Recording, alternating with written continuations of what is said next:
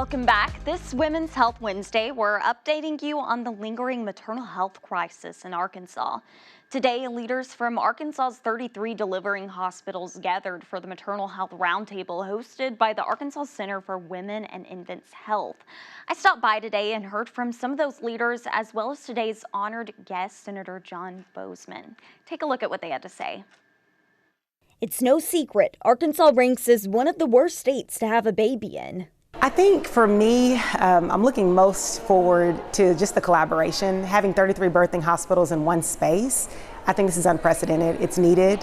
I think this is what it's going to take to drive the conversation forward and truly address maternal mortality. And it's no secret that health professionals and politicians alike are on the hunt for permanent solutions.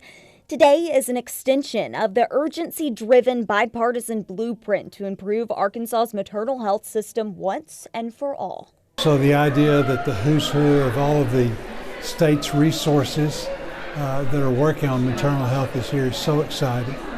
And so I'm looking forward to just listening to what's going on, what we've done, more importantly, what we're going to do in the future to tackle this very difficult situation, which is very doable.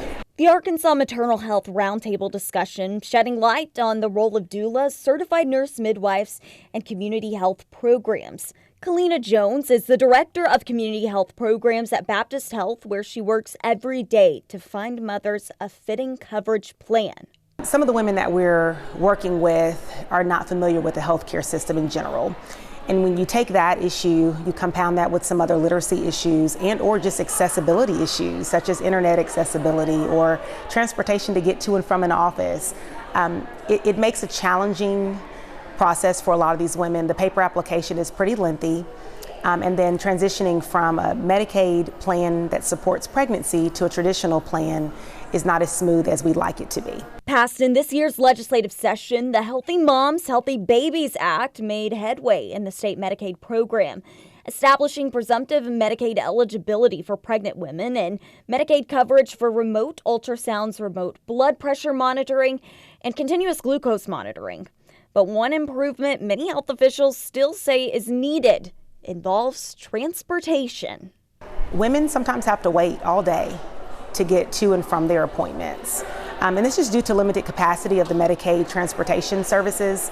Another challenge is that women that have older children in the home, those children can't ride on those vehicles. And so mom has to make a decision. Do I go to my appointment or do I leave my kid home alone?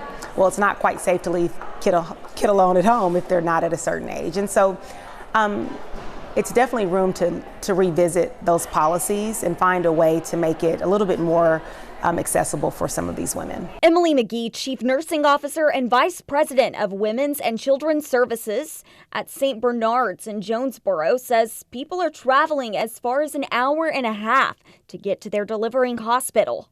We see that, we have patients that come to the clinic on the Medicaid van and they're at the clinic all day because the Medicaid van can't come back to get them. So that's definitely one piece that I would like to explore further.